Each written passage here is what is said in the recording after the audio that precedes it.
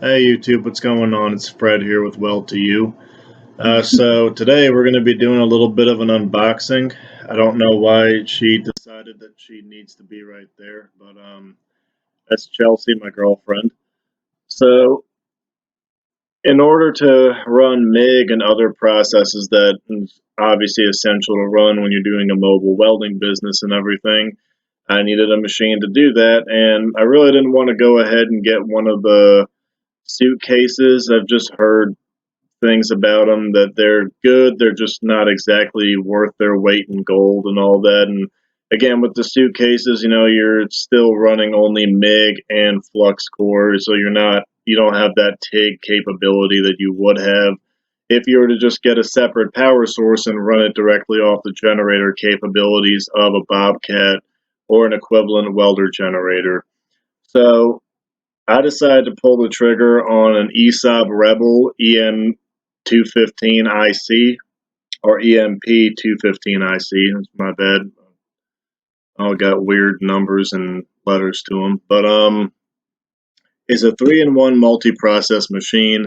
It runs stick, which obviously I will not be doing because I have a $5,000 stick welder bolted on the back of my truck. Runs MIG and flux core, obviously. It comes with that smart MIG feature that ESAB does, and I've heard nothing but amazing things about it, so I can't wait to give it a try. And at the same time, it does lift start TIG, which is pretty good. It's not high frequency start, but lift start still better than scratch start. So that could definitely be something that could be used in shop and fabrication procedures and stuff like that. And it comes with everything you need for a TIG setup, your torch, your collet bodies, and even a foot pedal. And I was worried about, like, oh, what's the quality of this foot pedal going to be that's just being included with this kit. And from what I've found, it does what it needs to do, and got a 15-foot cable to it. Obviously, we're going to get everything set up with the truck, and we're going to do some actual welds, but right now it's about 11 o'clock at night. But I do want to get everything out of the boxes so I can move this stuff out to the trash and kind of start putting things where it's supposed to go. And I wanted to show you guys everything as it comes out of the box, how it's packaged, if you order this machine, what you can expect to get when you order it. So I went through welding supplies from IOC, them and Cyberweld are two of the big shops I go through online. I know there's also Baker's Gas. They're another pretty good one too, but I've never ordered from them. Right now until the end of the year, Welding Supplies from IOC is doing a little giveaway. If you order a welder that is $750 or more, you can use the code HOOD50 to get $50 off of any hood you want. Or if you order a welder that's $1,500 or more, you can use the code HOOD100 to get $100 off a hood. So the whole setup and everything was $18.75 from the website with everything included. So I went ahead and got $100 off a Miller auto darkening hood, and I believe that this should be it. Feels a little bit heavy, but the only other box is the ESAB box, so I don't see how it would be in there. We'll go ahead and open this up. I guess she wants to open it, so.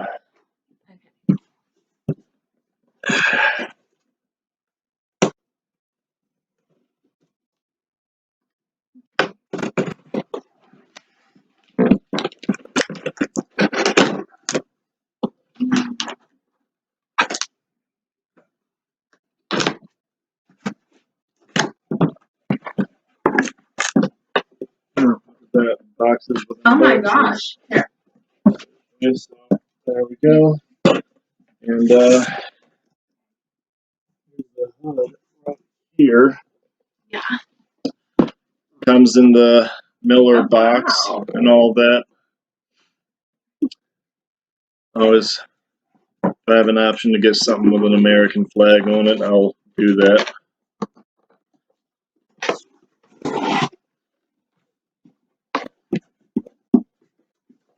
Who's this? Oh, so the other box was The pedal? my foot pedal. Oh, here we go. I thought it would come in the ESAB box, but nope, it came separately. There is another kit out there that is $1,729, I believe it is, and it does not come with the foot pedal, but it comes with everything else. However, when I went and looked it up, the foot pedal is almost $300. So, it'd be a smarter idea to go grab it for an extra 100-some bucks, wouldn't it? Yeah, and then, you get all your manual information. Miller always does the True Blue 3-year warranty, so once you get any product from them, head over to their website and register it to get the warranty activated. And I've never used it, but I've known guys who have used the warranty, and they say it's pretty incredible. It's a no questions asked kind of deal, so one reason I'm a big fan of Miller. You got your manual here, and then obviously some replacement lenses and all that. Looks like quite a bit, actually. And then here's the hood from Miller. Obviously, it's coming from Miller. It's going to be pretty high quality. So, yeah, sure. So this is different than the Hobart hood, definitely. Got a bit of a smaller viewing area, but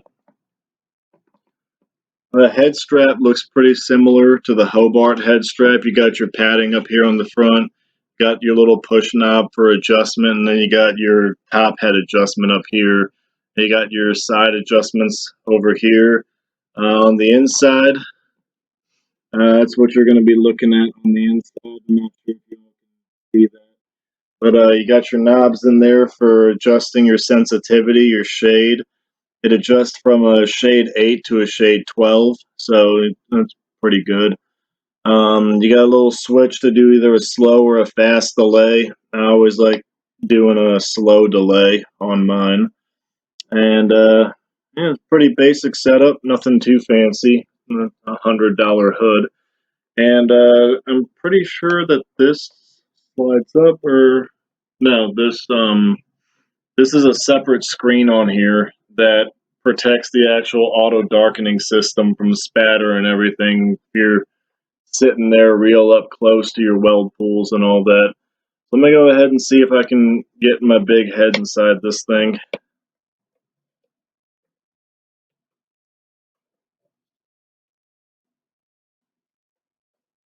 Ooh, look at you. Yeah. Looking good.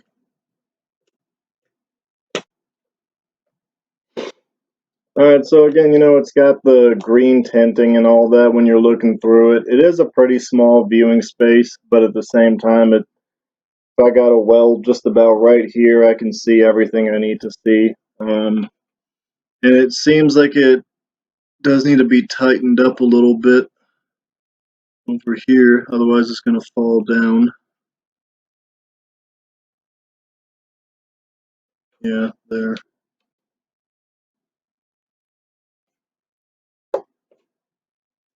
And maybe loosen it a little bit.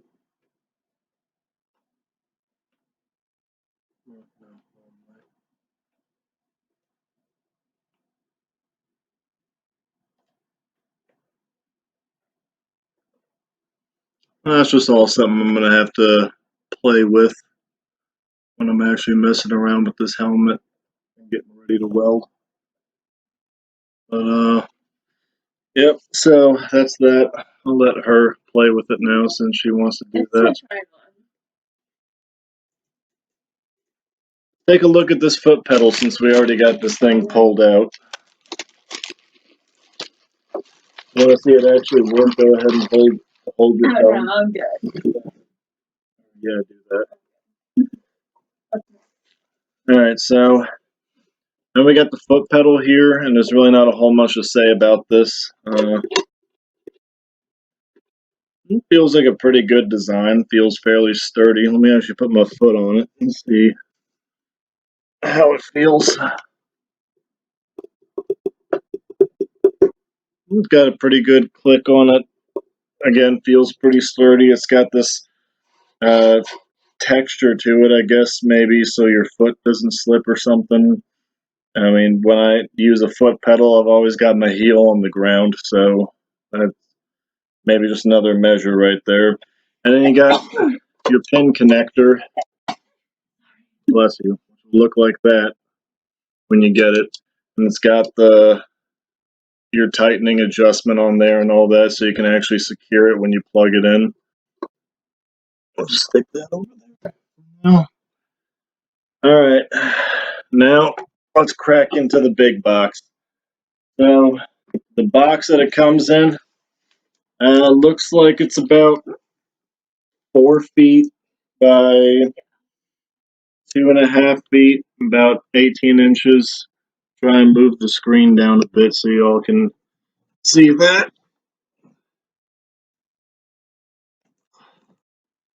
It's fairly hefty, I'll say that.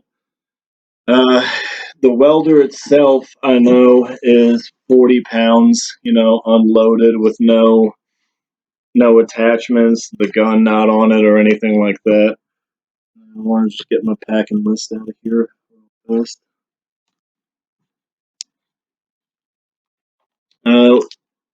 IOC did a great job getting this too. I clicked the order button on Wednesday and it was here by Friday sometime in the afternoon. So that was definitely a lot quicker than I anticipated. And now the bag comes with your little adapter here for in case you're trying to go from 220 to 110. So you just go ahead and plug the welding power source in here and throw that inside your outlet.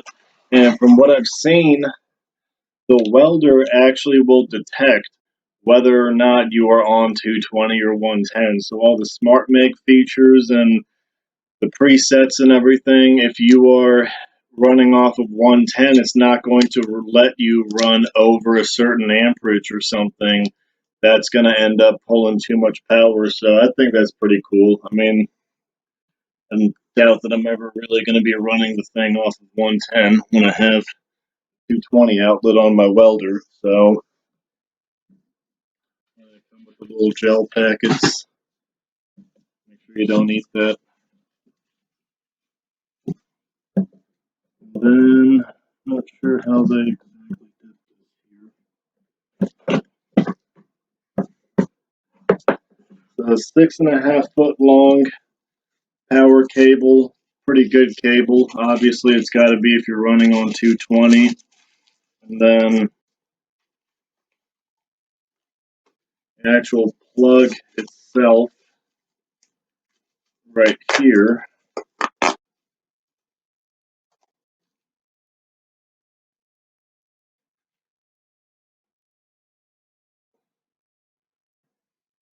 I'm trying to cut this off without damaging the cable. Like so. Pull your covering off of there. And there's that. So, got your power cable. That's a pretty good solid plug to it. Locks in really nicely, and we'll see how it does once it's plugged into the Bobcat, obviously.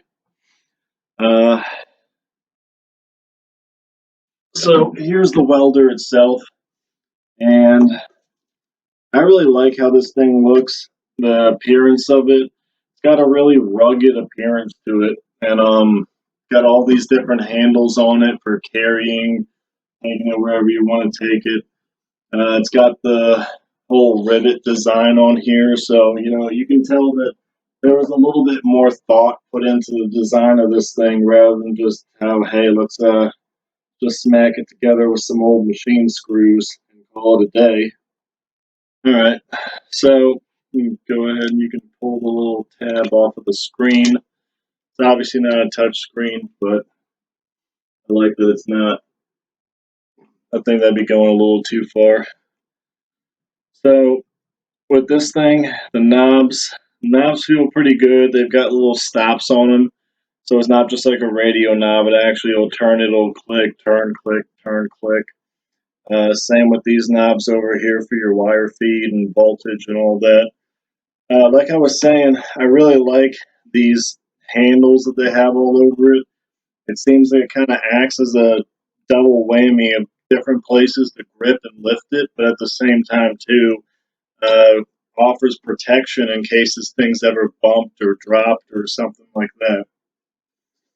I don't know why that would ever happen, but alright, and obviously you got your polarity plug right here. It fits in here like a quick connect. So you can just go ahead and change polarity, easy peasy like that.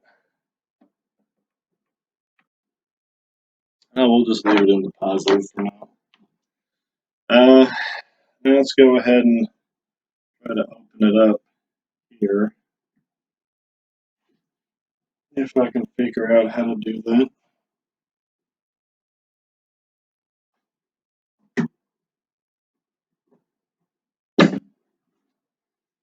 Alright, so yeah, just kind of, when you're opening it, you just gotta squeeze your fingers under here and just pop it, and it pops right open. And got a little flash drive with some information on it, probably. Got some extra drive rolls up in there too, in case you want to run some bigger wire. Turn this over like this so you can kind of see the insides of it. So that's where your wire goes. It accepts, I'm pretty sure, anything from an 8-inch to a 12-inch spool. I'm not sure if there's an adapter on here. It should be included with some flux core wire. So we'll see if it can actually hold the flux core later when we do the welding with it. And then you got your whole drive roll assembly right there. And you stick your drive rolls in, run your wire, and you all know the gun just goes in right through there. You feed your wire in. Put that over top and you can adjust or lighten up how much pressure is on the wire depending on what you're running. And all this feels pretty sturdy upon first inspection too, you know, not loose at all, pops off, got a sturdy spring on here. So I really like it. I think ESAB did a pretty good job with this welder. I can see some holes down here that appear to not really be for anything. I'm not sure if this is in case you want to anchor it to a workbench or something like that. But this welder's coming on the road with me, so that won't be the deal for now. And then obviously you have your gas inlet that runs all the way around here, the gas hose, and then comes out back here. So you stick your gas into. But yeah, this is the machine, the ESAB Rebel EMP 215ic. Let's go ahead and break into those. Sorry about that. Guns and consumables and all that other stuff that came with it. I feel like I'm losing space around here a little bit.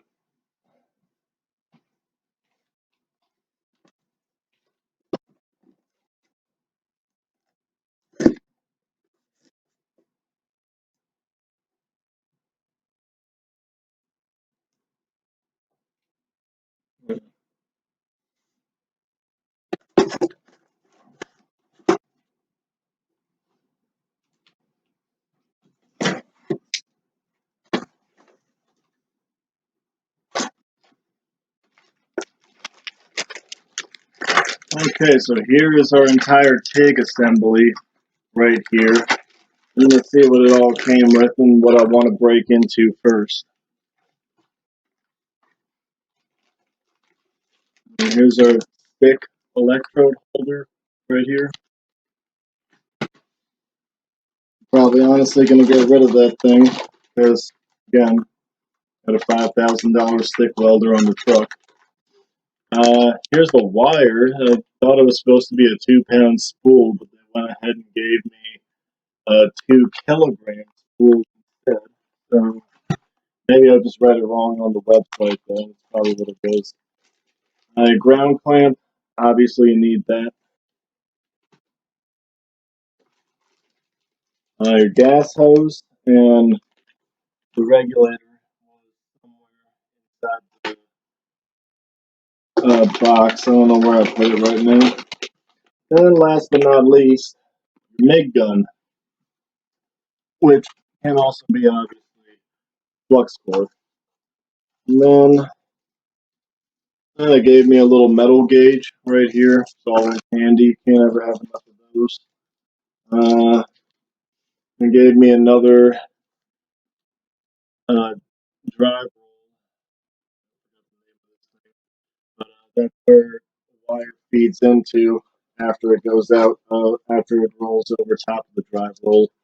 And then gave me 4 electrodes from ESAB 6013s, and look like they're 1/8-inch rods. Pretty sure these are 1/8 inch. So I don't know. Maybe I'll try stick welding with this thing once. I don't know. Doubt it. But let's get into the MIG gun first.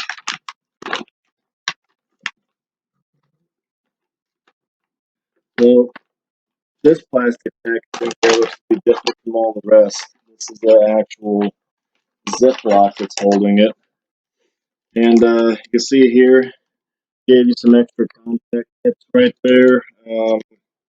Looks like you have one for 030 and 035. Oh, wait, no, there's a third one that was hiding down here. This is probably for 023, I'm going to guess. Yes, that is 023. And then I'm guessing another manual for the MIG gun itself. And then here we go with the MIG gun. So you got your connection right in here. Basically the same as the foot pedal, but with less pins, and there's the 2-pin. And then you got your 180 amp MIG gun right here, which I don't know, depending on what I end up welding with this thing, I may opt for a bigger, more powerful MIG gun from Tweco. They are pretty reasonably priced on them. So 180 amps probably just doesn't have the same duty cycle that a bigger one would have. And yeah, there you go. Oh, the contact tip wasn't 100% on. There we go. Yeah, so, it's a pretty narrow opening on this for your gas nozzle at the end of the gun. Got pretty good connection to it. Gun itself seems really sturdy, really well built. Trigger is pretty nice to it. It is it's not one of those guns where you can do the whole hold on the trigger, click a button, and then take your finger off the trigger, and then the trigger stays depressed. But unless you're doing some crazy long welds, I don't see why you would ever really care to have that as an option. I will go ahead and set this over here. The gas hose is the gas hose. Really not a whole lot to say about that, but I'll break it open. Just take a look at it. I think they said it's a 8-foot gas hose, or yeah, looks like it's taller than me. So let me see how it actually connects in the back of here.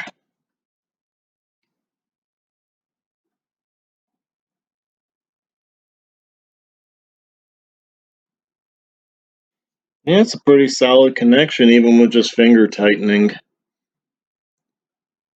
The hose itself seems pretty nice too. It's not that cheap, flimsy freaking material that some of these free hoses come with. So I really like that. I don't think I'm really going to need to do anything different with a gas hose. especially since I got a portability system for gas bottles.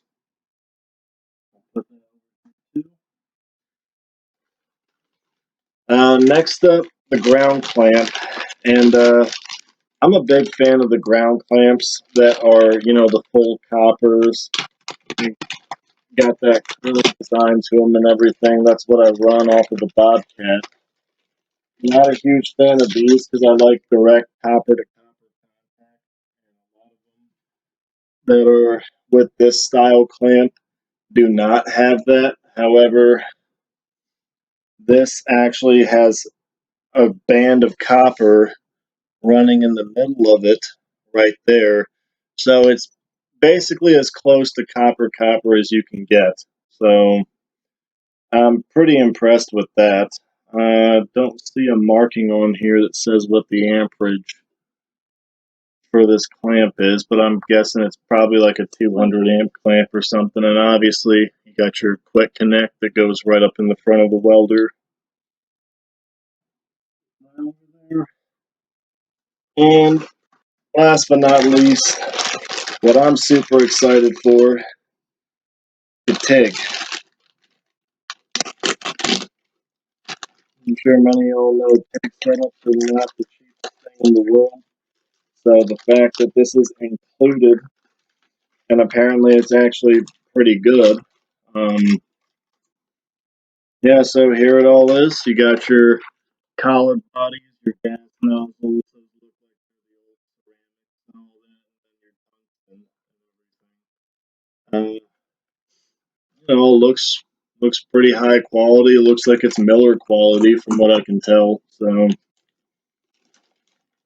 and let me just grab this out of here so it doesn't run away from me.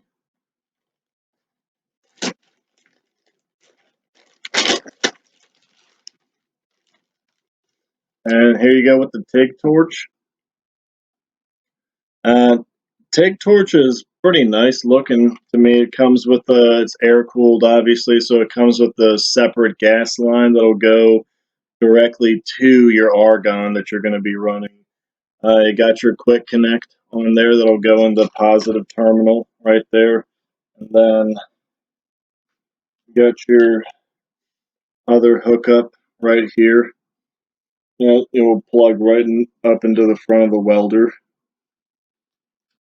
or the foot pedal.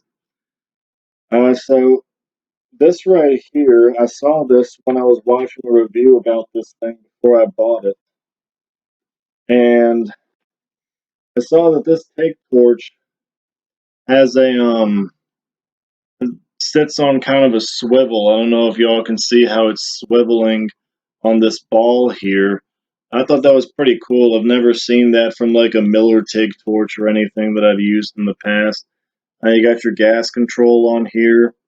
And again, this is like everything else in this kit. This is a sturdy, nice knob, sturdy, nice button on here and everything. So I'm super excited to plug this thing up and get to use it. It's been a long time since I've been able to run TIG. And this kit literally comes with everything you will need to run a full TIG setup. And as far as I can tell, aside from the electrode holder, that's everything. Electrode holder, just an electrode holder, nothing really special looking. I believe I'm probably honestly going to get rid of this thing. I don't need it. So, if any of you guys want it, just throw a comment down in the bottom, and I'll let it go. And then just the wire. I'll wait until I'm actually ready to weld till I bust this out. I think this is pretty sure it's flux core. Yeah, it does not say on here. I don't think if it's solid wire or flux core, but it's a 035 4.4 pounds, aka 2 kilograms, and pretty nice that they went ahead and threw this whole thing in with the package for you. Oh, getting one thing. Go ahead and take a look at the regulator.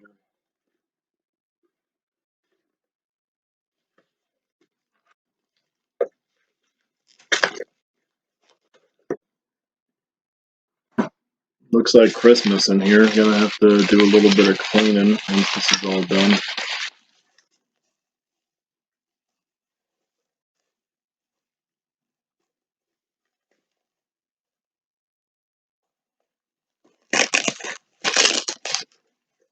Looks like it's a Victor regulator.